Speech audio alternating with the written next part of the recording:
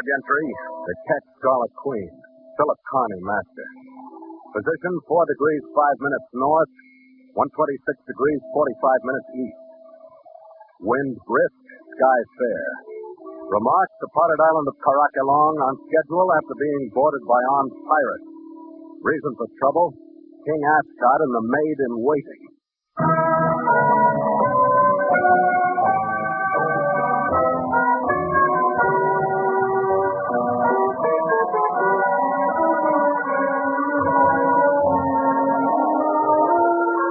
It was toward noon, during the best the tropic has to offer in fresh, sun-drenched mornings, that we raised the peaked outline of Caracolong to our starboard and stood in toward Bio Bay. The ripples danced and glimmered in the light. And in 2 more hours of the spanking breeze, we picked up the creamy surf roaring in over the coral that fenced the bay. My chief mate Gallagher went forward with the heaving lead as I pointed the bow toward the swirling passage through the reef. His soundings came rolling back. 4 fathoms of depth. We closed on the opening.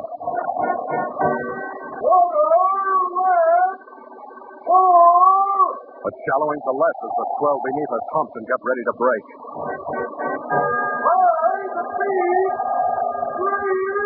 3.5 fathoms. The roar of water crashing on coral filled our ears, and the sharp teeth of coral filled our minds.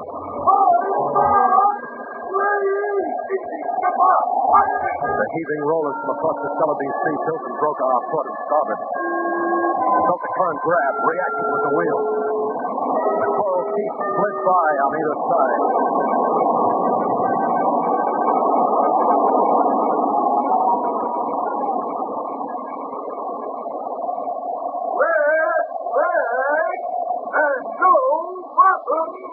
More than 17 fathoms of crystal quiet water beneath us, and I took time to look up from my work.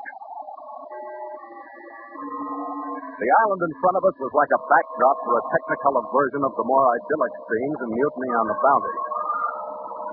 A mountain slope down which flowed a glacier of multicolored foliage, palms, tree ferns, casuarinas, all of it laced and interlaced by rattan and flowering vines. It ended at a sugar-white beach, washed by blue-green water. And as we watched, the final touch entered the picture.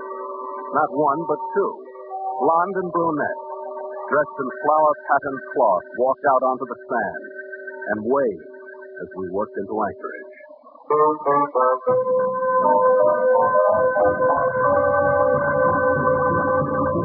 So Mutual continues The Voyage of the Scarlet Queen, written by Doud and Bob Tallman, and starring Elliott Lewis.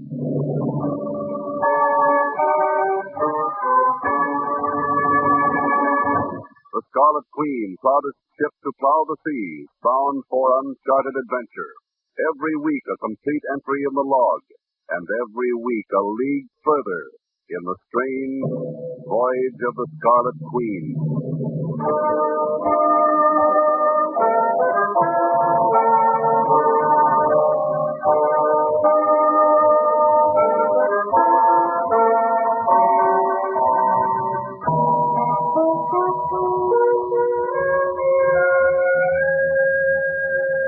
5 minutes after our hook was secured at the bottom, Gallagher and I were stepping from our dinghy to meet the welcoming committee. The lighter one was short and bursting with herself, the darker tall and well-contained.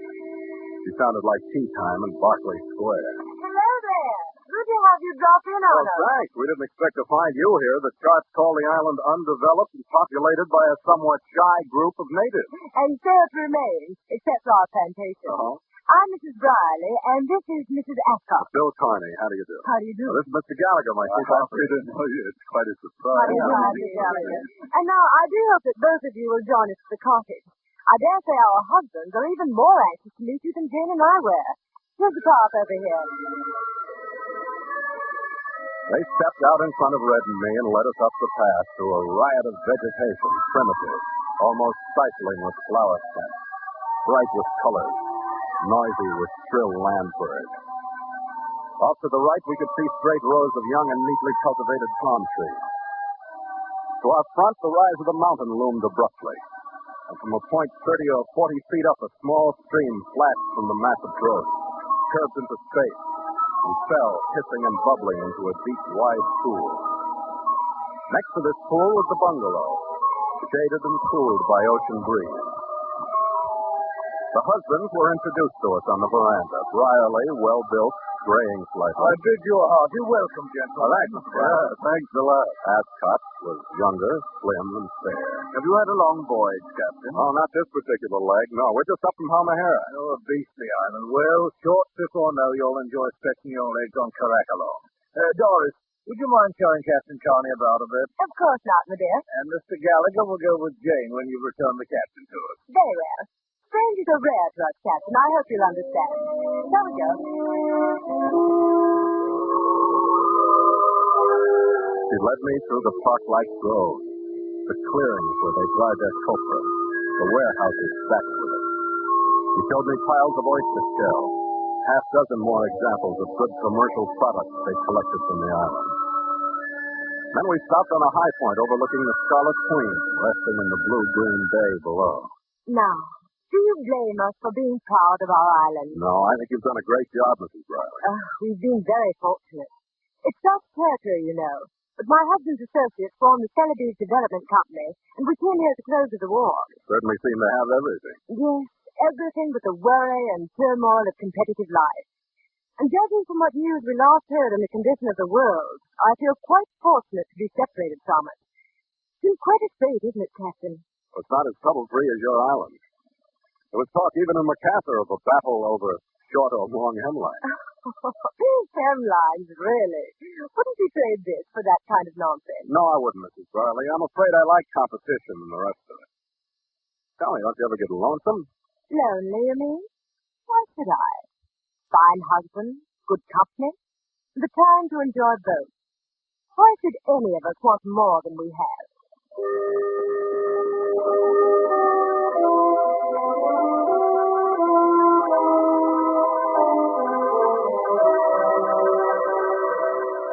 By the time 3 days had passed, Red and I were almost ready to agree with her.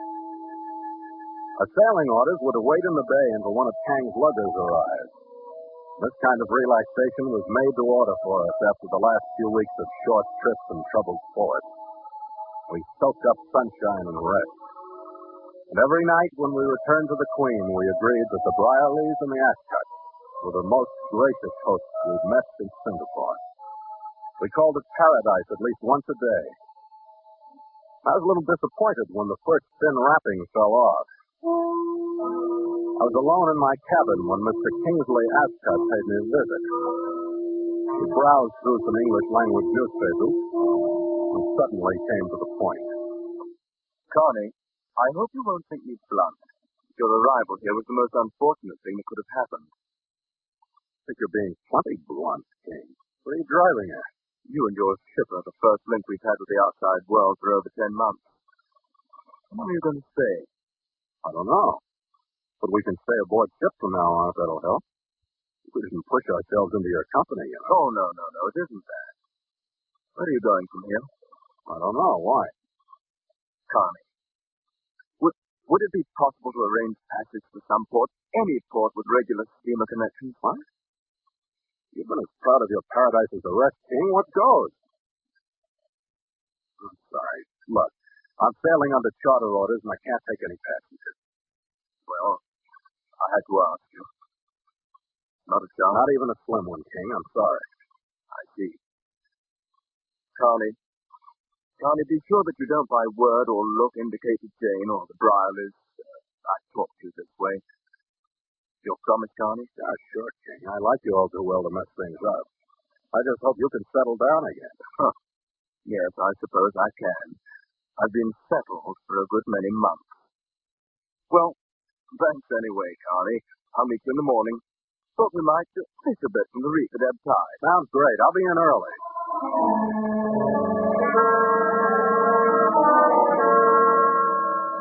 Ascot didn't mention his visit all the next day. Once again, the island was an unmarred paradise. But that night brought another evasive visitor to my cabin on the Scarlet Queen. The next one to browse through the newspapers and then look up suddenly was Edward Brierley. By Jove, Carney, I'm so glad you dropped in on us. It's really been a lark having you. But I say, I believe in being outspoken. Has Ascot approached you regarding passage from here? It would have been a waste of time if he had, Brierley. I can't take any passengers. Well, I'm afraid that's a pity. Oh, don't misunderstand me. Ascot's a splendid chap, bright, alert, smashing company, but this type of life is hard on some. I've been about on this estate and that, FMS, North Borneo and the like, and I know the signs. Poor Ascot's at the end of his tether. He needs a change. And I had hoped that you might supply him with the transportation. Yeah, well, it's out of the question, Brierley. I can't take him. Stubborn devil, holding it in the way he is. But, Connie, I must be sure of one thing. Say nothing to anyone about my visit. Jove, if he knew I was aware of his state, his model would shatter. And that the rest soon would do likewise. You agree to silence? Yeah, sure, Brown. I won't say a word to anybody. Splendid. Come in for an early swim in the morning, Connie. We'll have breakfast and make a day of it. I saw him to his canoe, went back to my cabin. But less than 15 minutes had passed before another visitor climbed the ladder over the side and joined me. Captain Carney, I hope you won't think it entirely unforgivable. My being here, I mean. Not at all, Mrs. Brown. Yes, sir. Thank you. I was so distressed. My husband was here. What did he want, Captain? Why, nothing. Did he want you to leave? He didn't say so. Oh, I couldn't bear it if you did. Please, Captain, don't leave without me. I'll die if you do. What are you handing me, Mrs. Brown? I'm begging you. Why me? Because I'm a woman and you're a man, and I need your help desperately. He's toying with me now. I can feel the change in him. There's no limit to his cruelty. I beg of you, Captain, give me my one chance. Take me away from here. I think you'd better go ashore now, Mrs. Riley. I've never found much profit in taking misunderstood wives away from husbands. I'll do anything, Phil. Anything. I don't want anything. I just want you to go ashore. Now, come on, I'll help you out. At least she didn't have a cheery invitation for the following morning. I hit the sack with a bad taste in my mouth and my stock in paradise dropping by degrees. Jane Ascot's pitch was at least different because she chose daylight in the section of beach for the setting. And it was refreshing because she wore two dark red blossoms in her blonde hair, and the rest of her did nice things with the wrong type swimsuit because her approach was straightforward. I've been watching your ship at night, Phil. You've had a lot of visitors. Oh, I have? Do you want to talk about them? Not especially. Except that for a paradise, nobody wastes much time trusting anybody else. What's paradise to you, Phil? Money, beautiful women, things like that? Well, brief periods of that type, all right. Why? Listening to me could mean lots of money for those brief periods. Is that an offer? I understand that the men who sail ships from place to place in this part of the world are susceptible to offers. Is that right? Oh, I've heard. Are you? I like your approach. Show me a man that wouldn't be susceptible to offers from you. Well, you're very nice to make them to. Thank you. But I'm not in the spot to accept. That's very foolish. Why? Because you're throwing away 1,000 pounds sterling? And because I'm so angry with you, I might even let some of these insane people kill you. No. You know, we have threats in paradise. Paradise. I'll tell you just how idyllic our paradise is. Did you know that my husband and Doris Brierley are in love? You're really broken up about it, aren't you? They've been meeting under the tropic moon almost every night for months. Stupid fools. Does Riley know? Of course. You'll have to admit all of us have put on a great act. Brierley and I have given them complete freedom. And the idiots don't even realize we have given it to them. Sounds like a pleasant way to live. It's rotten. But we've had a reason. They want to go away together. And we want them to go. So you and Brierley can play games? Oh, not for any emotional reasons, Phil. When they disappear, as far as the world is concerned, every shilling of the Celebes Development Company's funds would disappear too. Some 10,000 pounds by now. Huh. which you and Brierly could then pocket, huh? Now, your stupid refusal to take passengers has ruined our scheme. Well, I'm sorry I'm spoiling the deal. Such a pretty one. Don't worry, Phil. I'm sure another possibility will present itself.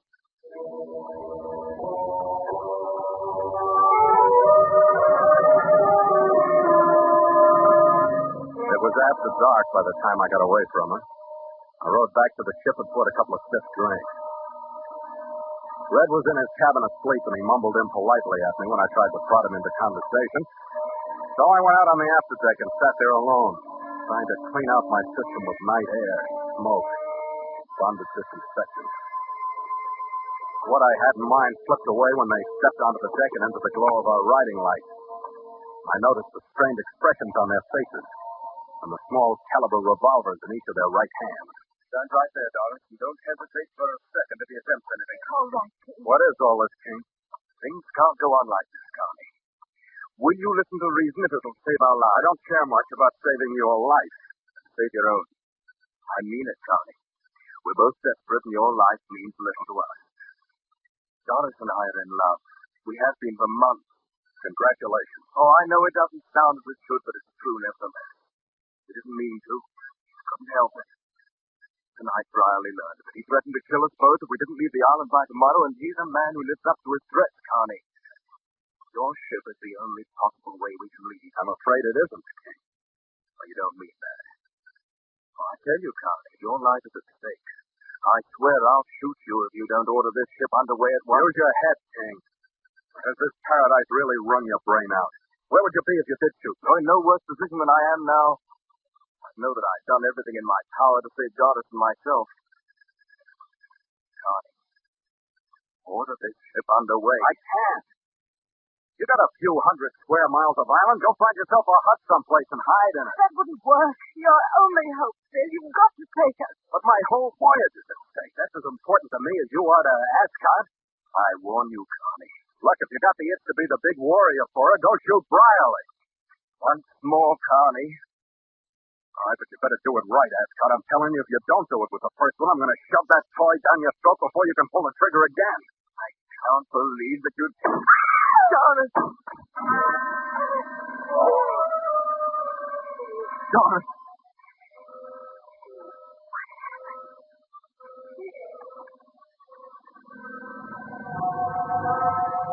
Doris crumpled to the deck, raised her head loosely as King ran to kneel beside her. I saw her push her shoulders rigidly against his hands as she died. Then I learned where the shot had come from. Move out of the way, Phil. Hurry or I won't wait. I trotted toward them, but I slid back against the cabin. King Ascot was still holding the sagging body when Jane fired again. He stiffened once, then relaxed as the second slug took him. Then he rolled over on his side quietly. Jane's canoe coasted in toward the side. What the devil's going on? Why don't you stay ashore? Look up and keep the crew in the focus, will you, Red? Go on up, tell them everything's all right. Sure, just as long as we got dead bodies all over the deck, everything's fine. I hope you didn't mind my saving your life, Phil. Yeah, that was very neatly and cold-bloodedly taken care of, wasn't it? Good heavens, there was no time for delicacy. You seemed so insistent about hurting you. Let's not kid each other. Why did you have to use my ship? Why didn't you take care of it ashore where you had more room? Why, so? That would have been murder. It was, huh? What do you call this? Rescue? I suppose, in a sense, it was attempted piracy that I rescued you from, wasn't it? They were attempting to assume command of a vessel by use of arms or something like that. Oh? Rescue is a much nicer word than murder, don't you think? Oh, it has been. Up until now.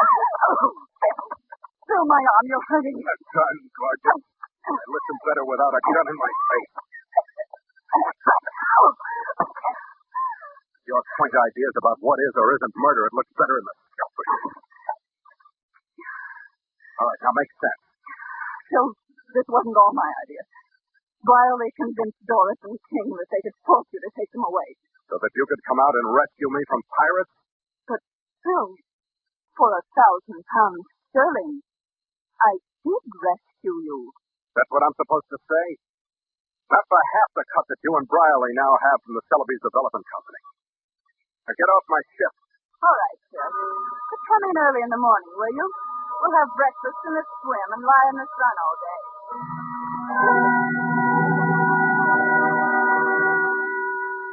After she left, I wondered how she'd explain to Briley my lack of interest in the payoff. Just about the time she should have been facing him with the fact, two evenly separated, well-placed shots echoed out from the island.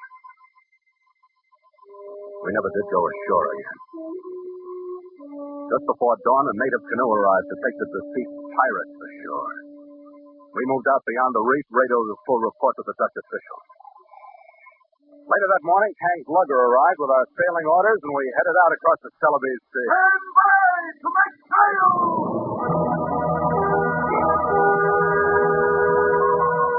The reef, the mountain, the memories of Caracolong lay off our stern, and the crew jumped to with a will to rig us for our ride into the future. Make sail! The mainsail boomed into its job. The ship ran up. Then the mizzen.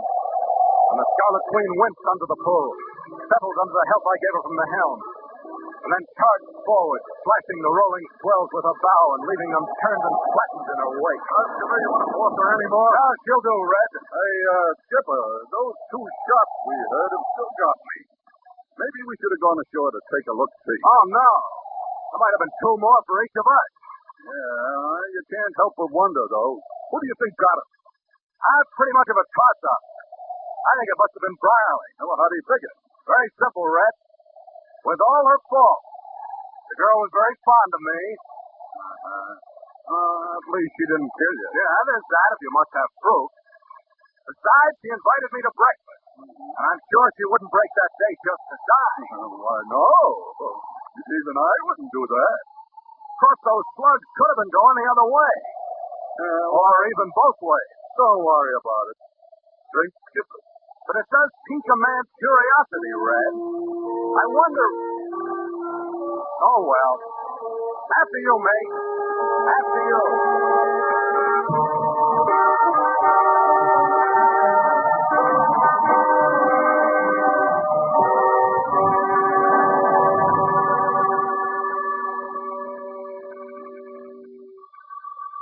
Log entry, the ketch Scarlet Queen, 5:30 p.m. Miles traveled from San Francisco, 20,433. Wind brisk, sky overcast. Mainsail reefed, ship secure for night. Signed, Philip Carney, Master.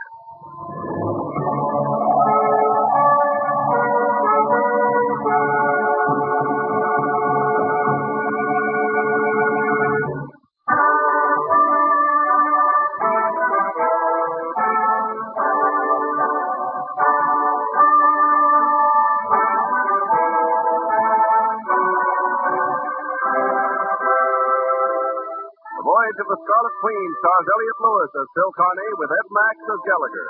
Music scored and conducted by Richard O'Rourke. The Scarlet Queen, produced by James Burton, is written by Doud and Bob Tallman.